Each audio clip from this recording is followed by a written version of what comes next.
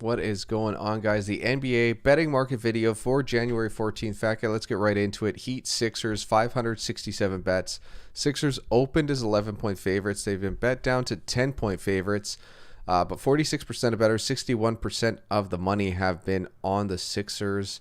And interesting to note as well, the money line has come down for the Sixers from minus 616 down to minus 571. 35% of bettors on the Sixers. However, 86% of the money is on the 76ers money line.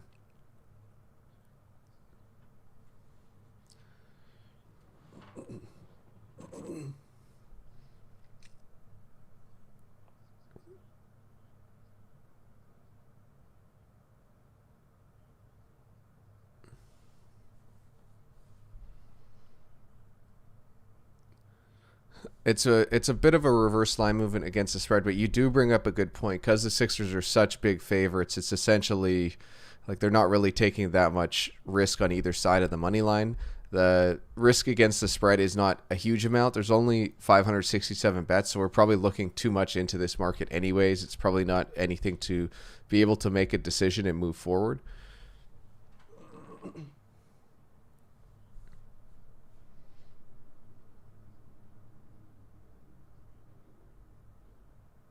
Yeah.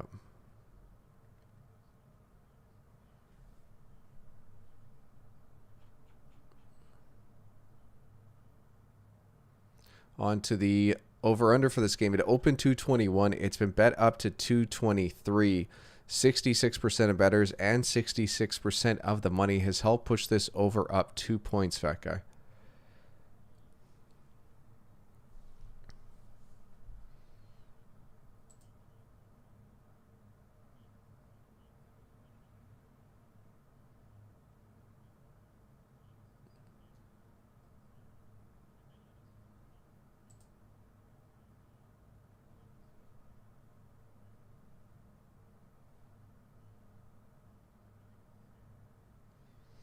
Next up, we have the Hornets Raptors. 1,021 bets on this game so far. Raptors opened as 7-point favorites.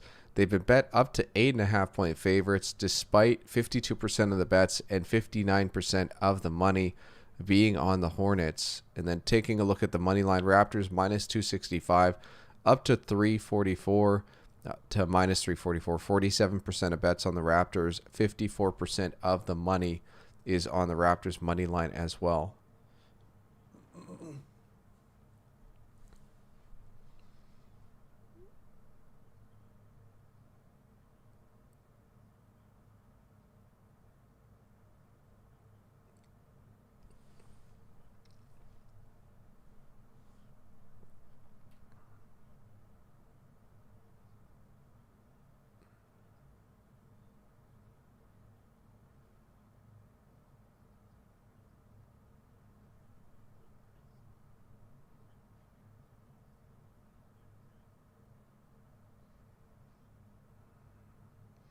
Yeah, I think it's interesting as well. There is a healthy amount of bets in 1021, and it's interesting to see that the books are a little bit worried about the Raptors covering this game, but the money has flowed in on the Hornets. The books have moved the line in favor of the Raptors, so reverse line movement. They're also taking more exposure on the Hornets on the money line, so it's interesting to see these two markets. Onto the OU fat guy.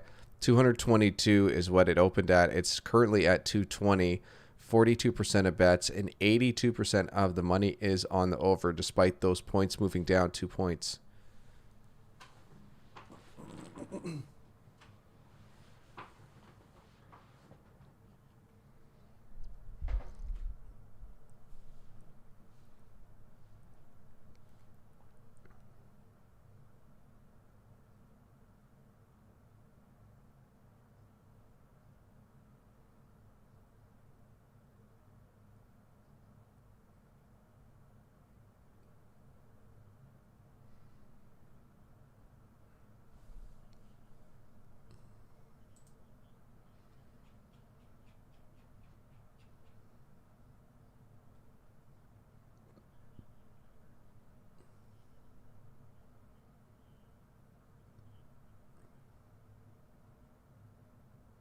Yeah.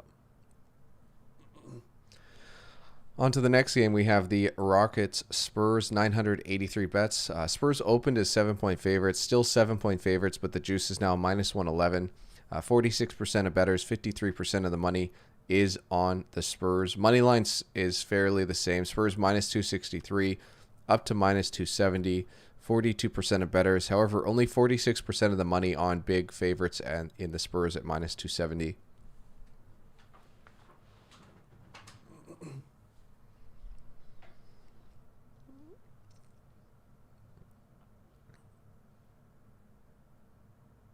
On to the OU, 222, bet down to 218.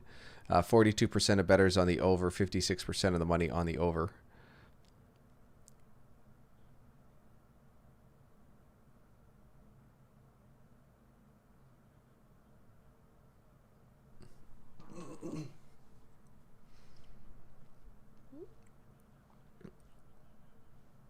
Yeah, it's quite a bit. Like I'm looking at it here. I've got some of the data on the side here. Like that's like a 10% jump between 218 and 222, 12% actually. So that's a pretty hefty jump. That's the in the NFL. I don't know what it is in the NBA. I could look, but in the NFL that'd be equivalent of jumping from like -3 to a pick'em, even more actually. It's like -3.5 to a pick'em. So that's a fairly healthy jump for an OU market, but the market bets and money percentage is pretty even. So if you could get the under 222 when it opened, congratulations. Other than that, though, there has been quite a bit of movement in this game.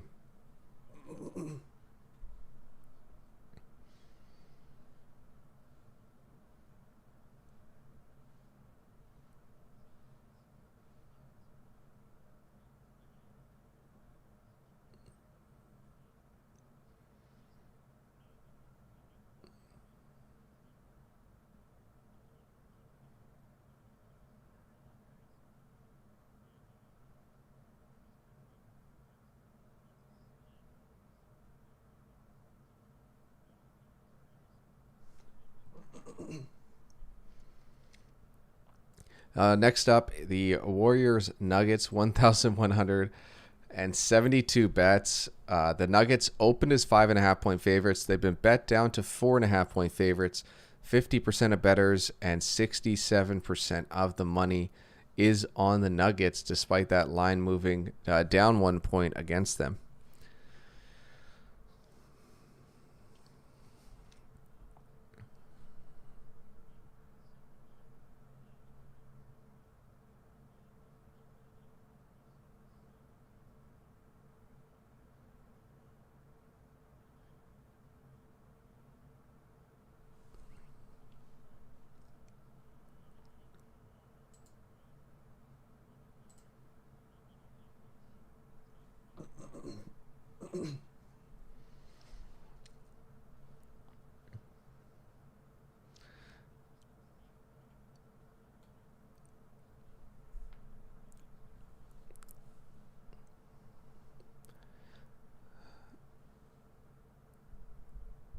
I'll throw in a nice little tidbit here. The Golden State Warriors, because they play on the West Coast, they're actually the number 2 most bet team out of all teams. And I think like we looked at it, like 7 or 8 of the top 10 were all West Coast teams.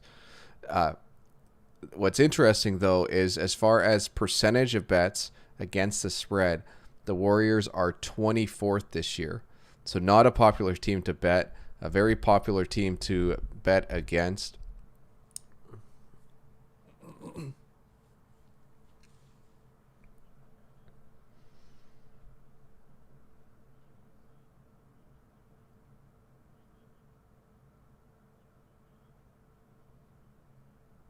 So they probably don't pass the eye test, as we like to call it.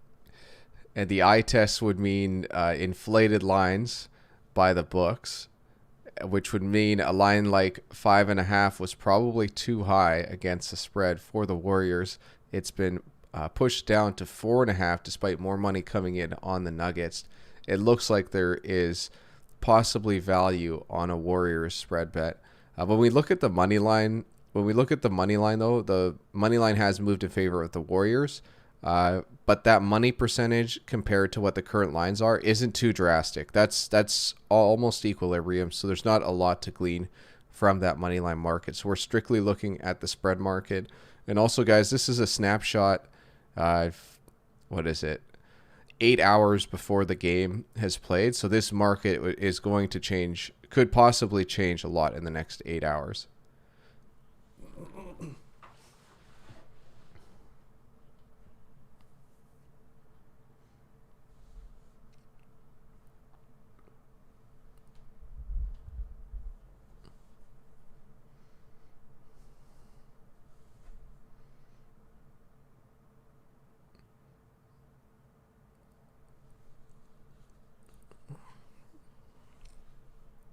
Yeah.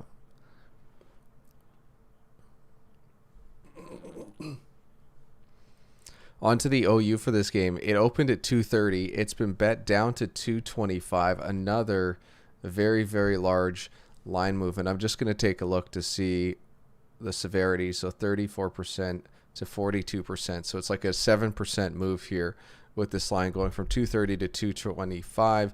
54% of bets on the over, 46% of the money on the over as well.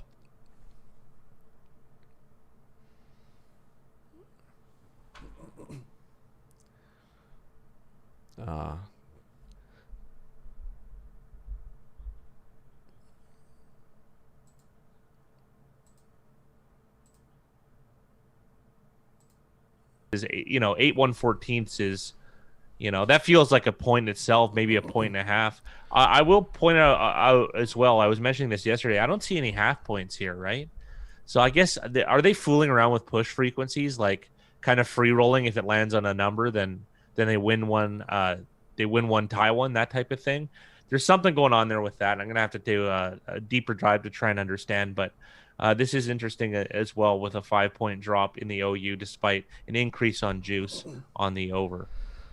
Fat guy, we had some audio issues, so we're going to rewind this back and head right to the top. We're going Miami Heat at the Philadelphia 76ers, 567 bets. Sixers open -11. They've been bet down to -10. 46% of bettors and 61% of the money is on the Sixers against the spread. Money line -16 to -571. 35% of bettors are on the Sixers. 86% of the money on the Sixers. Your thoughts? Wow, he's firing through that real quick. That was impressive. Little audio fix. We got it going. And I think this is chalk, like I had mentioned before. Like 86% of the money on the Sixers money line. It should be that way, because look at the number that it is. -616 to -571. In that, you need to win those a lot of. So they're going to make money on that. Like, and the Heat are 4.5 to 1 dogs, right? 4.8 on the high end, right? 4.82 if you want to be specific. So that is pretty balanced. It's pretty close. So they're going to make money on both sides on that one. And as far as the spread goes, is that even really a line movement? Like I get caught up sometimes looking at the juice. It's almost confusing, but -11 to -10, from -105 to -111. How close is that? You know what I mean? Is that really even a move at all? So this seems about even. And the OU, it opened at 221. It's been bet up to 223. 34% of bets and money has been on the under. Yeah. And then they did creep the line up because there is more money on the over. This is pretty standard fare, this game. This is what I figured the NBA would be more like, would be a window in time, is this type of market. But we've seen some wild stuff. And the wild stuff, though, there's got to be with intrigue, there has to be more you can learn. I heard this in a podcast once from a pro sports bettor, as I say. I don't want to plug it necessarily, but he did said the more complicated something is, the more ripe there is for opportunity. And not that I agree with many of this guy's philosophies, but I do like that isolated quote. And that does make sense. So stuff like this, I don't see how we can make an advantage on a Heat Sixers. But there are a few markets that are coming that will ring true, I believe, onto the Hornets Raptors. Raptors open -7. They've been bet up to -8.5. 48% of bettors and 41% of the money is on the Raptors. As far as the money line, Raptors open -265. They've been bet up to -344. 47% of bettors and 54% of the money is on the Raptors money line. Yeah, that's a bizarre one as well. It looks like, well, not as well. This is the first bizarre one. The Hornets are getting a reverse line movement here.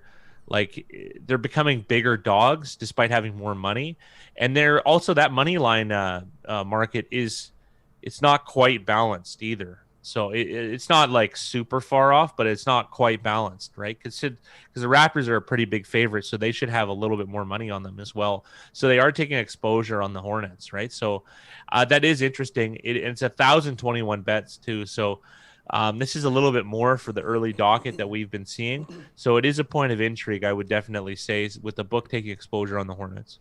And there's an interesting market as far as this game's OU is concerned. It opened at 222. It's been bet down to 220 despite 42% of bets and 82% of bets or money, 82% of the money being on the over. And again, right? Like it's reverse line movement. You have 4-1 demand on the over, and then you lower the price for the over by 2 points, further incentivizing more money. Another interesting token. I mean, that position is interesting because they get to choose. That's why this stuff is so fascinating. They get to choose. So is there somebody in that 18% of money that's very sharp? But then again, look at these drowned in volume, 58%. I don't know. This is the stuff where you have to not really make conclusions, is use the data over time, which is what we're planning on doing. That's why we're not exactly icing up any selections, unfortunately. But this is one to watch here, is this OU, because that is interesting as well, with a strong reverse line movement on this entire game, actually. And then on to the Rockets Spurs game. Spurs open as 7-point favorites, still 7-point favorites. The juice has moved up a little bit on the Spurs, though, to minus 111. 46% of bettors, 53% of the money is on the Spurs. Money line, conversely, minus 263 to minus 270, 42% of bets and 46% of the money, despite the Spurs being large money line favorites. Yeah, that's the money line market isn't congruent yet, but I think that could balance itself out. And this seems like a pretty lateral move. Like you get 53% of the money, and you just move the juice 6 points to maybe balance on the Rockets. So maybe the Rockets have a good price now to buy back, but I mean that's all speculation here. This isn't too crazy. They are taking a tiny bit of exposure on a Rockets win, it looks like, but it's not too bad. And they, probably the commission from the spread would allow them to free roll on a Spurs win, I would imagine, in that two scenarios, considering the spread market is usually larger than the money line. But this is the thing. This is the big chonger, the OU. This is the one I was Big Rye. The OU opened at 222. It's been bet down to 218. A huge jump. I think it's like 10 points when we looked at it, or 10 percentage points. 42% of bets on the over, 56% of the money on the over, despite that line moving down 4 points. Now, these are really key numbers, and this is a significant jump. And I have a theory here. I don't have right in front of me because this is just crazy. Like it's wild. So my theory is that perhaps this OU was sent out before the Harden trade, because that's got like that's the only way I can rationalize this. Because if not, why would you open this after the Harden trade and then dip it? Do you know what I mean? Harden, of course, known as a prolific scorer. So Big Rye's going to do a little bit of fact checking just to see if this is right. Surprisingly, the OU came out 5 hours ago at 221 and quickly was bet down to 218. Then this makes that all the more significant, does it not? They went in knowing. I mean, but I will say this. We have it listed at 222. So when we took it down earlier, the line actually changed from 222 down to 221. So they might have actually had data previous to this that was taken down and not shared with us. Okay, that's an interesting point as well. But yeah, these are a lot of NBA games, and in this range between 222, 221, 220, 219, things like that, and a lot this year. So it is interesting that you have reasonable demand for a product, and then you lower its price, incentivizing its competitors. So it's something to look out for. Is this OU? It's a strange one to me. And then next up, we have the Warriors Nuggets, 1,172 bets, so the most bet game so far. Warriors opened as 5.5-point underdogs, but they've been bet down to 4.5-point underdogs on the road. 50% of bettors are on the Warriors. 33% of the money, however, is on the Warriors against the spread. Well, we got a reverse line movement here as well. You have demand for the Nuggets, 2-1 demand per person. Dollar per person, rather, even though they're 50-50. And you shift the price down. I mean, it's not maybe a full point because the juice did shift upwards, but it's still a point of intrigue here. It looks like the money line, though, is pretty balanced. But we had mentioned this before. The Warriors, I don't think I don't think that they're a very public team, oddly enough, despite their success this past decade. Big Rye has some stats in regards to the betting market in regards to the Warriors specifically. Yeah, the Warriors are, well, they're a very, very public team. They're just not a very popular team. There you go. They're the second most bet team out of all the teams, and that's skewed heavily towards West Coast teams because they play in primetime slots, or I guess more exclusive spots at this 10 p.m. Eastern time start. But the other thing to note is that out of percentage of bets for each team, the Warriors are 24th when it comes to percentage of bets. So this game, it's 50-50.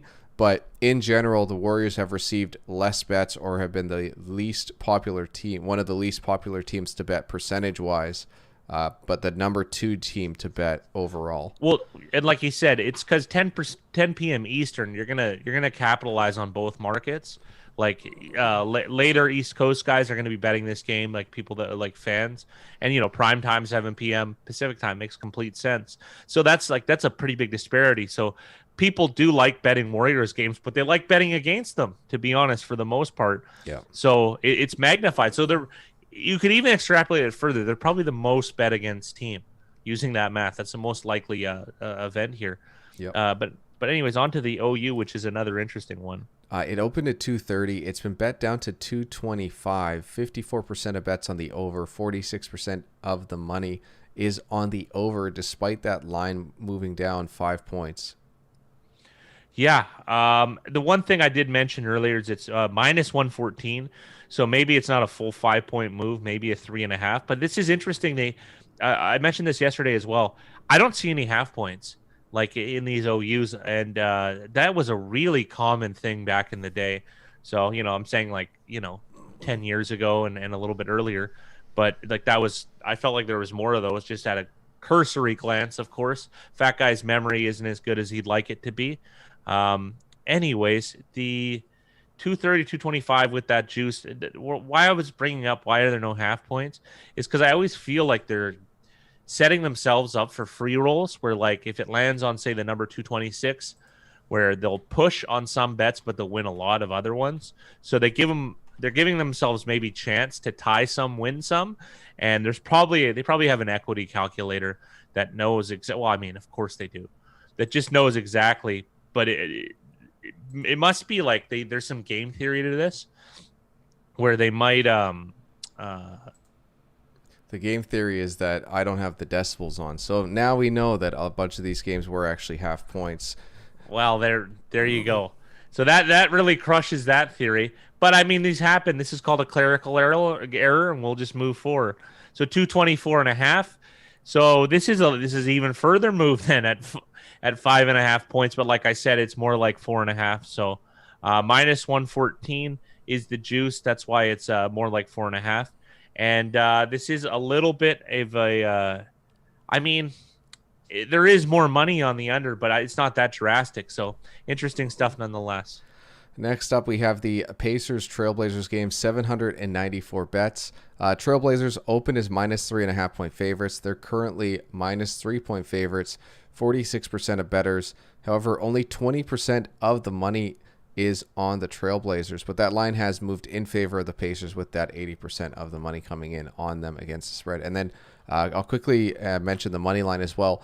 Pacers as underdogs on the road, open plus 134, bet down to plus 127, despite only receiving 23% of bets, but they have received 65% of the money as small underdogs.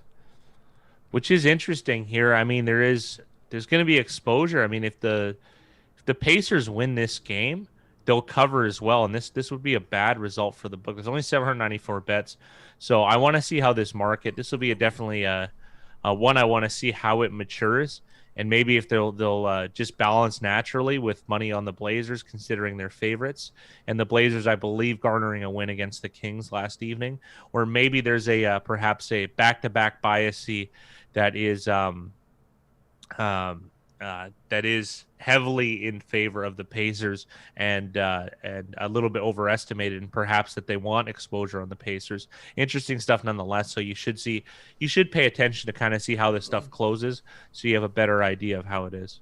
And then the OU opened at 228. It's been bet up to 229.